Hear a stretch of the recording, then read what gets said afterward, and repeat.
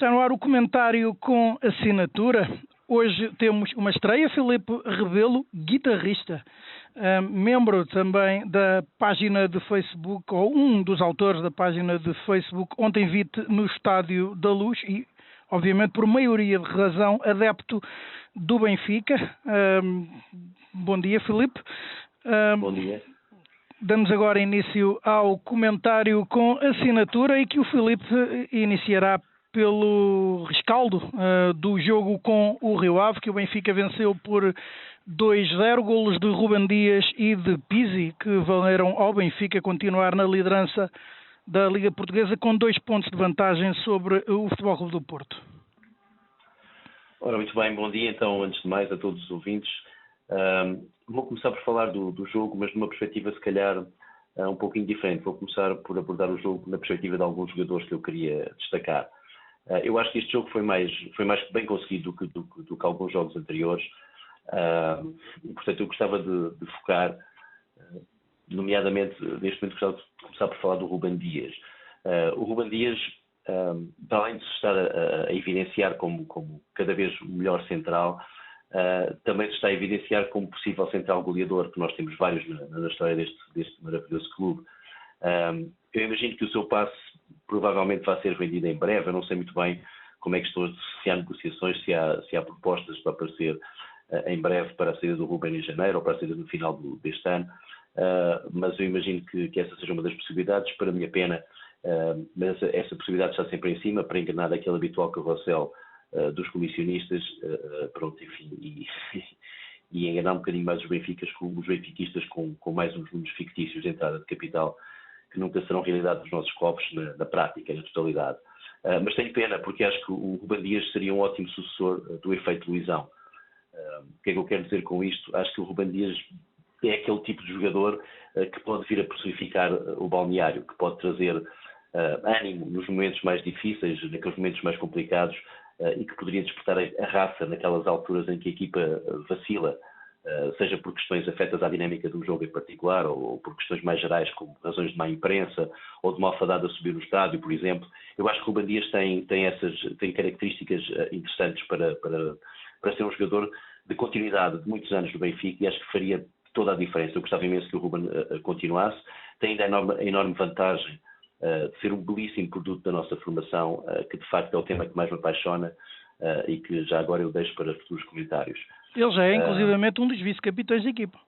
É, sim senhor, e acho que é merecidíssimo. Acho que o Ruben às vezes tem algumas entradas um pouco mais duras, todos nós já experienciámos ver isso ou ao vivo ou na televisão, portanto é tido como um jogador um pouco duro, mas eu acho que o Ruben se está a tornar um jogador extremamente sólido. Temos alguns extremistas que são defensores do físico, aqueles defensores da dureza, e que dirão que o Ruben Dias tem tudo para ser um central da eleição. Eu não acho que o Ruben Dias seja um central perfeito, nem que tenha as capacidades ou as qualidades necessárias para ser um central a um nível muito superior, por assim dizer. Acho que do outro lado do espectro temos os extremistas que defendem a inteligência como quase única característica que interessa para definir a qualidade de um jogador de futebol, e esses talvez digam que Ruben Dias nunca passará de um central mediano porque lhe falta a leitura e alguma cabeça, digamos assim, no momento da construção e do posicionamento. Eu acho que a verdade, não acho, eu sei que a verdade está alguns aqui entre estes dois extremos. Aquilo que faz um bom jogador não é uma característica, nem duas, nem três, nem tampouco será a diminuta presença de uma ou duas características importantes que vai impedir alguém de ser um bom jogador.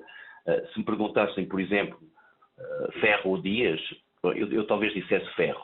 Talvez dissesse Ferro todos os dias, passando trocadilho. Mas se me derem um pouco mais de liberdade de escolha, eu se calhar digo Ferro e Dias. Eu acho que nós temos uma belíssima dupla de centrais neste momento. São dois miúdos jovens e com muito potencial e em plena evolução. Portanto, quero dizer com isto que o centro da nossa defesa está bastante bem servido de matéria-prima.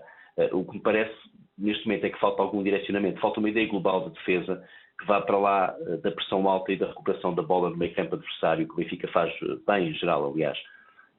Eu sinto que, e não sei se sou a única a ter esta impressão, mas sempre que há um contra-ataque, eu literalmente terei de levar as verdes, digo já. Assusta-me a facilidade e a rapidez com que se chega à nossa baliza, e é óbvio para mim que a responsabilidade não é exclusiva dos nossos centrais especificamente. Há algo que está a falhar no treino. Isso não resulta do desequilíbrio da tal pressão alta? quando a pressão não resulta, a defesa fica imediatamente exposta por estar muito subida?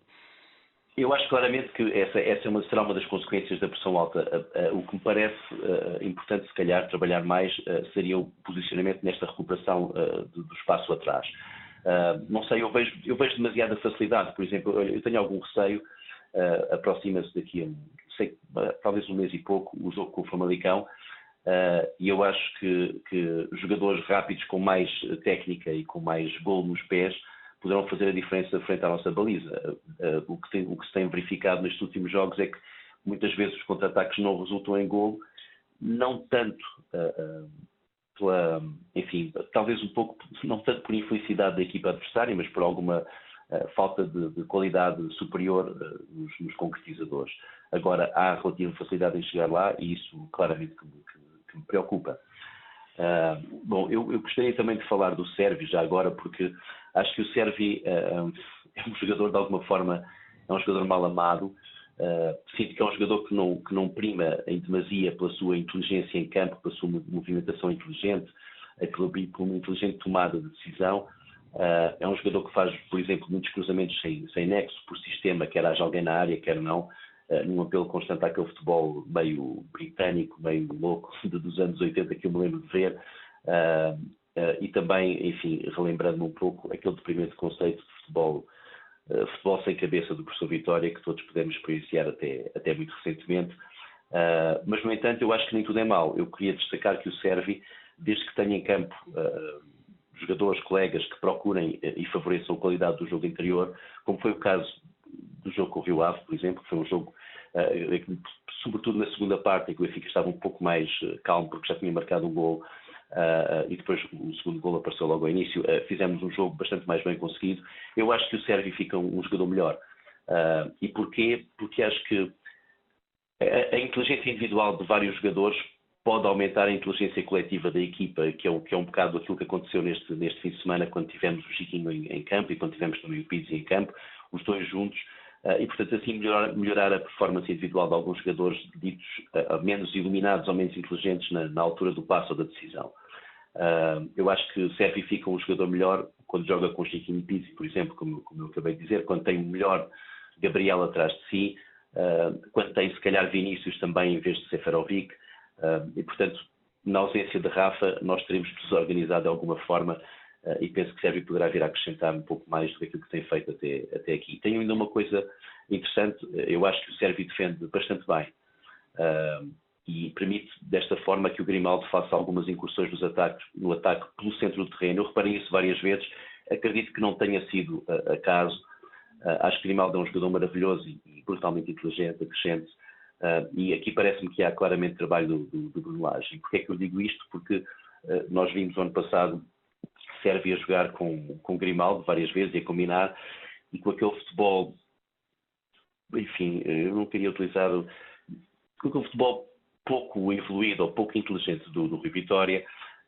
A única coisa que víamos eram passos, fintas e combinações entre os dois pela linha, e muitas vezes esses passos culminavam num cruzamento para ninguém, na tentativa, enfim, na esperança de que houvesse alguém no meio da área que recebesse a bola ou que mandasse uma cabeçada e que fizesse um gol sem se olhar para lá sequer antes de fazer o cruzamento. E reparamos nisso várias vezes, e o Sérvio tem muita tendência de fazer isto, mas sinto que quanto mais o Benfica procura o jogo interior, mais o Sérvio começa a parecer entrosado também com este género de jogo de pressão alta e de construção naquele último terço do terreno. Tem inclusivamente algumas qualidades físicas que me parecem interessantes, se forem potenciadas. O Sérvio, além de defender bem, tem um drible bastante razoável, tem uma velocidade simpática, não é de facto muito possante fisicamente, mas não parece que isso também faça uma grande diferença naquela zona do terreno para aquilo que ele tem que fazer e que poderá ser o seu papel. E, portanto, poderá ter sido apenas circunstancial este jogo, eu admito, mas parece-me que não. Eu acho que o Sérvio fez um jogo bastante mais capaz do que em jogos anteriores que eu vi. Penso que não substituirá a Rafa em pleno, porque é um jogador completamente diferente, mas pode encaixar bem melhor do que aquilo que se poderia prever. E pronto, e espero que tenha tempo para isso e que não se lesione neste relevado de Jeová que nós temos vindo aqui a testemunhar. Cada chute, cada tropeção sai um bocado de relva para fora, e de facto isto não deve ser nada bom para as lesões sim, de alguma maneira temos tido muito jogador lesionado e eu penso que o estado do relvado tem seguramente influência neste estado lastimável de lesões. Rafa foi um deles, Chiquinho, Sim. que regressou recentemente à competição também,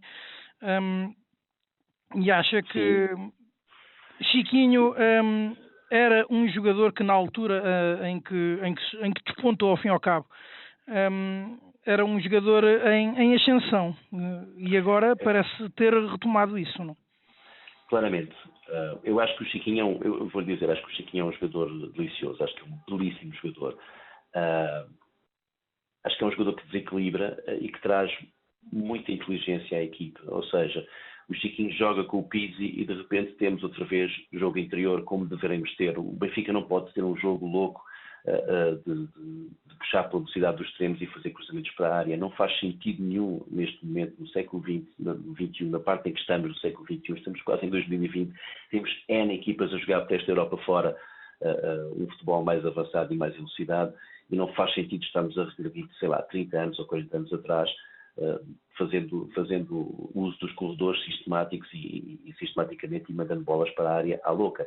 Eu acho que o Chiquinho, quando entra, e de facto até se lesionar, estava a fazer alguma diferença, mesmo que não tenha sido logo titular desde o primeiro jogo, estava a fazer a sua diferença. Todos nós estamos a ficar maravilhados com a qualidade de futebol que o Chiquinho tem nos pés e com aquele perfume maravilhoso que ele traz.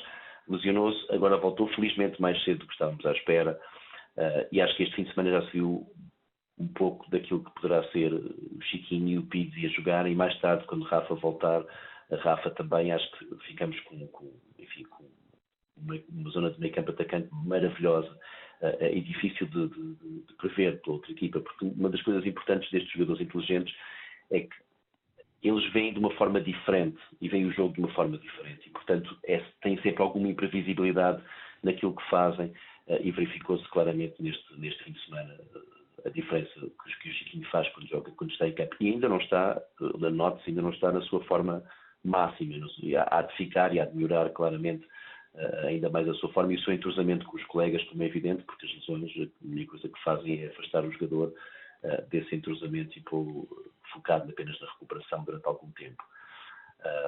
Bom, gostaria também, se calhar, dar aqui uma pequena palavra sobre o Vinícius. Parece-me que ele tem que jogar. Se a escolha for entre Vinícius e Seferovic, parece-me que Vinícius terá que jogar. Ponto final. Não tenho nada contra o Seferovic como jogador. Eu acho que é um jogador interessante, com características muito interessantes, mas Vinícius, sendo um jogador bastante diferente, logo algo difícil de comparar, parece-me que traz mais golo à equipa. Tem de longe mais pés que Seferovic, tem mais técnica e controle de bola, o que me parece uma mais-valia, não só para a altura de fazer o golo, para os momentos de golo, como também para o potenciar com outros jogadores. Ainda não tenho dados suficientes para conseguir avaliar a sua inteligência como jogador, não vi suficiente de Vinícius, confesso, mas pode claramente ser potenciado por Bruno Lage e eu espero que ele assim o faça. No entanto, digo-lhe também que a solução que me parecia ótima, com o papel que o Lage tinha à disposição, seria meter o também mal amado neste momento, Raul de Tomás, como o homem mais avançado do jogo, porque eu acho que o Raul de Tomás tem muito futebol nos pés. Acho que é um ótimo jogador, acho que poderá ser um goleador incrível, desde que tenha gente a potenciar o seu futebol. E acho que o futebol moderno não precisa ter um calmeirão neste momento à frente, não precisa ter uma pessoa muito grande. Terá que ter um jogador que seja elucidado. Jogando com Chiquinho, com o Pizzi e mais tarde com Rafa nas costas, faz-me sentido ter um jogador como o Raul de Tomás à frente. Mas isto... E o que acha que falhou até agora para Raul de Tomás, que é, para todos os efeitos, a contratação mais cara da história do Benfica, ainda não ter despontado, ao fim e ao cabo?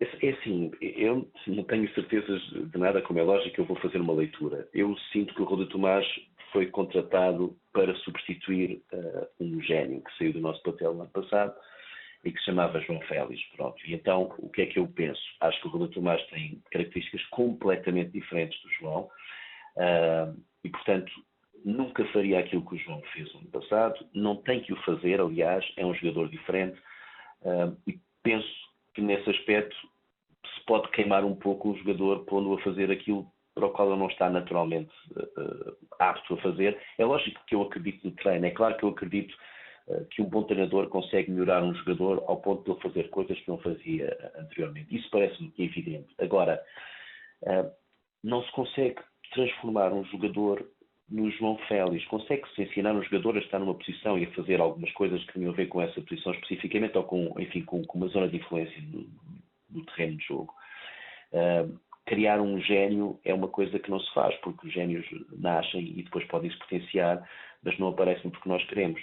Acho que o Raul Tomás, nem outro jogador qualquer que fosse contratado, faria jamais aquilo que o João Félix fez no ano passado. E, portanto, parece-me que neste aspecto foi um erro de paralaxe do Bruno Lage, que achou que poderia manter o mesmo sistema, por assim dizer, ou mais coisa, menos coisa, substituindo um jogador por outro. E as coisas não funcionam assim, como é evidente. Isso poderá ser assim, sei lá, na PlayStation, num jogo de computador, mas na prática, jogadores diferentes vão responder de forma diferente.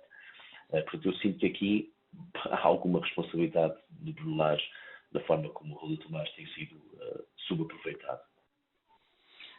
E depois, além de João Félix, saiu também Jonas, que era outro jogador que ligava o jogo da equipa, além dele próprio também surgir em zona de finalização. Pois é, o Jonas é... Bom, o Jonas é superlativo de bom futebol. Eu adoro o Jonas, sou apaixonado por aquele jogador, acho que foi o melhor jogador que eu vi jogar no Benfica, que eu me lembro. Eu não vi jogar o Eusébio, era muito miúdo na altura. Vi jogar jogadores maravilhosos, mas vou dizer que o Jonas foi aquele que mais me encantou. E isto permite-me pegar, se calhar, num outro ponto. Eu fiz, durante os últimos meses e antes da época começar, e logo ao início da época, alguns textos no blog que referiu do Ontem no Estádio da Luz, e os textos tinham sempre o mesmo título, chamavam-se Órfãos de Genialidade, que é o que eu acho que o Benfica está este ano. Porque tinha dois jogadores que estavam e estão, enfim, o Jonas já acabou a sua carreira, mas na prática era um jogador completamente acima dos outros, quer dizer, foi dos melhores jogadores do campeonato português dos últimos muitos anos. Se eu voltar para trás, se calhar talvez penso no Aimar como um gênio de igual calibre, mas pouco mais. E, portanto, a verdade é que a presença do Jonas e também do João Félix, embora seja miúdo e esteja em evolução, mas de facto já tem um perfume naqueles pés e uma inteligência, uma forma de jogar que é brilhante e é altamente desequilibradora. Mas o Jonas, aquilo que eu dizia com o Jonas é que o Jonas em campo acrescentava aos jogadores todos, acrescentava à equipa toda. Nós pensamos, mas um jogador não faz a diferença, é só um jogador. Mas um jogador não é só um jogador, é esse jogador, essa circunstância e tudo aquilo que ele acrescenta a todos os seus colegas e não só, também aquilo que ele faz ao pôr em sentido todos os adversários da equipa contrária. E tudo isto, estas somas pequeninas de várias influências que um jogador como o Jonas ou como o João tem no seu 11 e no 11 adversário, fazem uma diferença brutal. Se nós formos somar, nestas situações, 1 mais 1 não é 2, claramente. E, portanto, todas estas sinergias, toda esta, sei lá, imagine, Jonas está em campo, o que é que se passa com a defesa adversária? Ele é um jogador que é imprevisível, extremamente inteligente, é um jogador que resolveu e desembrulhou e desatou imensos jogos que pareciam completamente perdidos. Estou-me a lembrar, por exemplo, do maravilhoso jogo do Bessa, em que o Jonas começa uma jogada de gol no meio campo e vai terminar a jogada de gol marcando um gol que acho que todos os benfiquistas se lembrarão.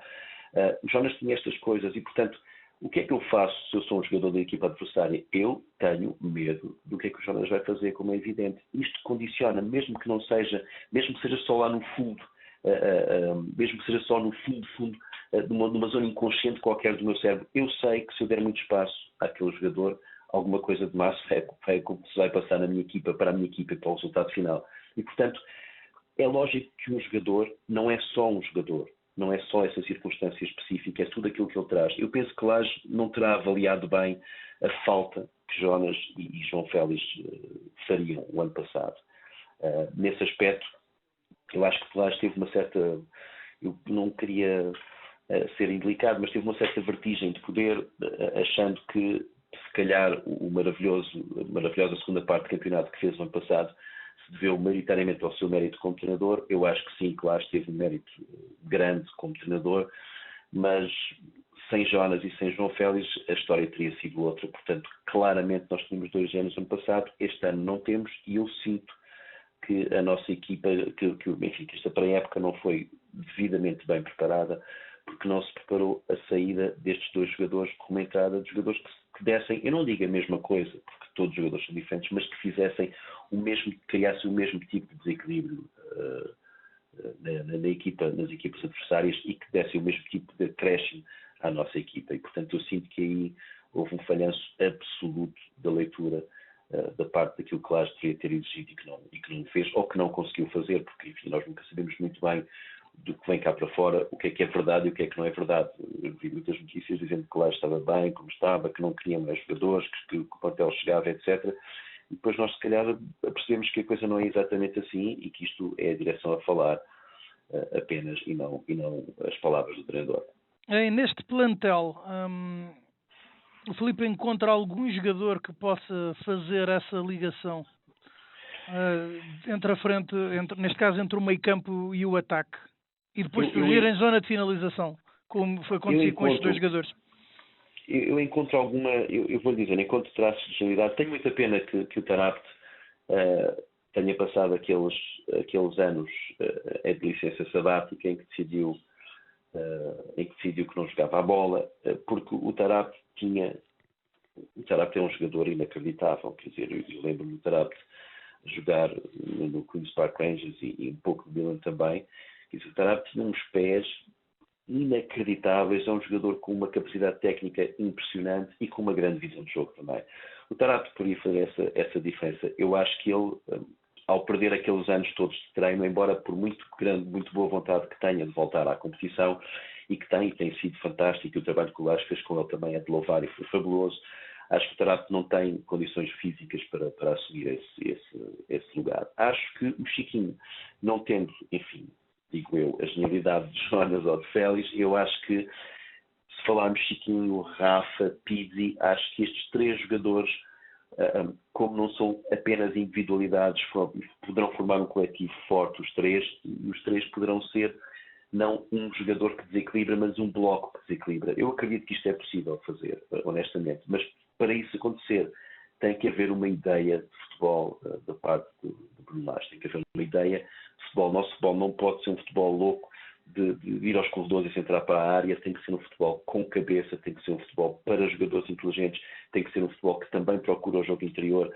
um futebol que faz, sim senhor, como tem feito esta pressão alta para a recuperação da bola no meio campo adversário. Claro que isso é fundamental, mas parece-me sobretudo que a procura de jogo interior foi muito sonegada para o segundo plano, percebe? E isso deixa-me muito desconfortável, porque eu começo a perguntar, afinal, se isso era apenas circunstancial aos jogadores que tínhamos e vamos tendo no 11 inicial em campo, ou se afinal é uma ideia do nosso treinador.